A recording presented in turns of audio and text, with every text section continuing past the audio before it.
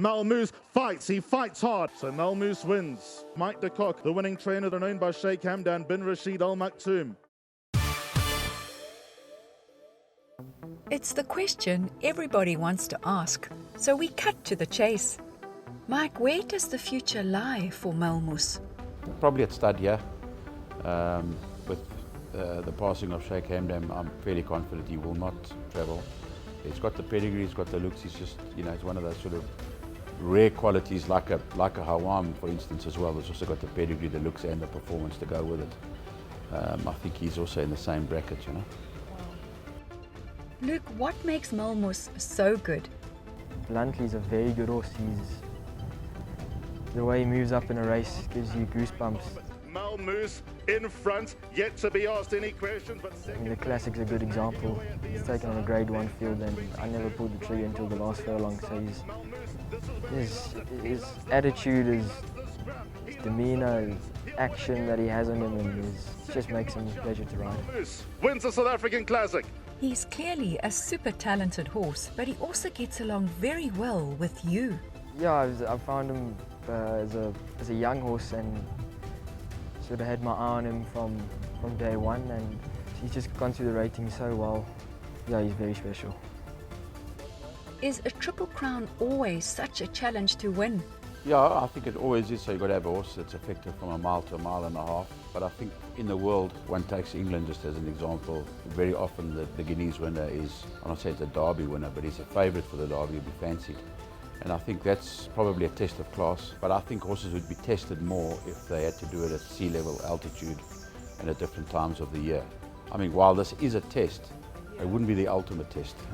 I firmly believe that a Triple Crown where you had to win in Cape Town, Joburg and in Durban, that's a proper Triple Crown. A bit like the American Triple Crown that, time zones, different states.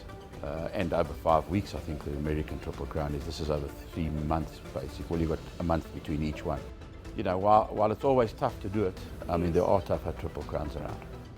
Mike, will the race be ridden differently to the first two legs? Not really. I mean, we don't want to change much in the horse's style, pattern. A lot depends on the pace, and this is where you have to just have faith in your jockey. And how do you see Malmos over the trip? Bred for it in terms of his pedigree. He's got the right temperament and that he relaxes. Nothing much worries him, doesn't get uptight, which I think helps horses that stay. He just does enough to keep you happy at home. He's just a very laid-back horse. I think he'd be even a better 4-year-old, to be honest with you. Because he's a little bit of a softie he was as a youngster. He's toughened up a bit more now, so he'll just get better as he gets older. Second base, the last one. Ready for the Sea Cottage Stakes. Gates crash open.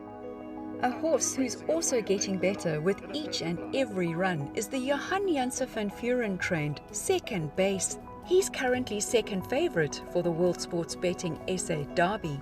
He's done fantastically well, and Johan's placed him so beautifully, and he's managed to win some nice races on the trot, and he's a progressive horse. And Second Base, Smart Horse, will win the Sea Cottage.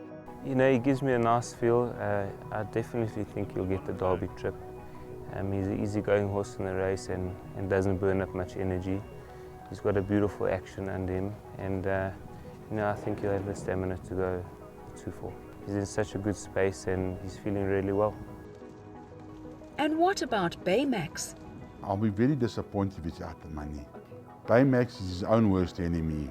Warren felt that he had the Derby trial in the bag and he just didn't put it in the last 10 or 15 meters. But in saying that, he will be better suited to the 2-4, and I think he's improving all the time with racing.